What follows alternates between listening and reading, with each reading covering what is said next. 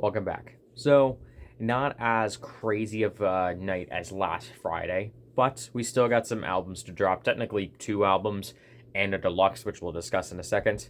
But let's just get into it and let's just talk about albums before they drop. So, we have Kid Cudi with Insano, the Nitro Mega Deluxe. This is adding on another 18 tracks to an already pretty full album.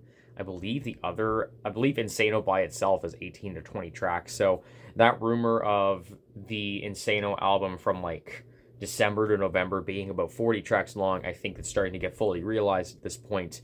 But this Insano era that we're in with Kid Cudi, to me, and just by the looks of it with the user score and fan base, it has been rather lackluster to say the least. So a critic score of a 59 and a user score of a 49. I definitely fall into the 49% percentile. I still feel, in my opinion, while this album does have some pretty good tracks like Electro Wave Baby and Get Off Me, I still really like those songs. I feel like this album is still incredibly misguided and misjointed and just does not sound like Kid Cudi. And I am totally for artists experimenting with different sounds, different atmospheres, everything of the sort. I love artists that experiment. But I feel that with Kid Cudi on Insano, still in my opinion, this album is trying to chase a sound that other artists are doing much better. So with the Nitro Mega Deluxe, we could get some good tracks off here. I am not expecting this Nitro Mega Deluxe to blow me out of the water or kind of make this Insano album by itself to make it all make sense. But we'll see what happens with this album. I still think that we need to return to a Kid Cudi sound that he's more familiar with and something that's going to be a little bit more in his wheelhouse. I think we kind of need to return back to form in a sense, but we'll see what happens with this deluxe. And now we have French Montana with Mac and Cheese 5. And if this mixtape or album series is iconic to French Montana, that's cool, but Mac and Cheese for an album title, I hate it so much. That's just me, though. So the last album was Montega, which I believe is a French Montana and Harry Fraud collaboration project. And the album scores are actually pretty decent, so maybe I'll have to listen to it. So it has a critic score of a 74 and a user score of a 61. I will fully admit this will be the first French Montana album I listen to in full.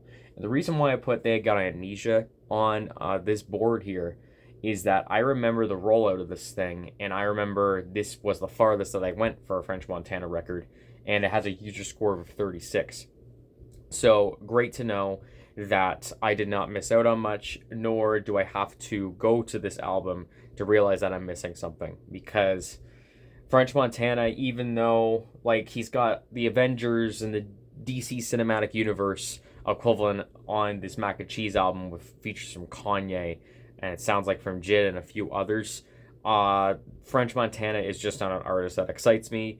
He's not an artist that gives me a lot of personality.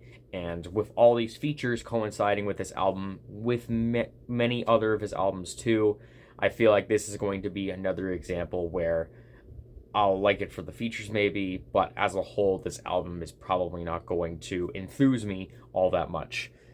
I'm kind of expecting from Insano and Mac and Cheese 5, I am not expecting incredible projects. I'm not expecting these albums to blow me out of the water. I'll expect now with these to get a few good tracks that I can throw onto a playlist maybe, and that's pretty much it.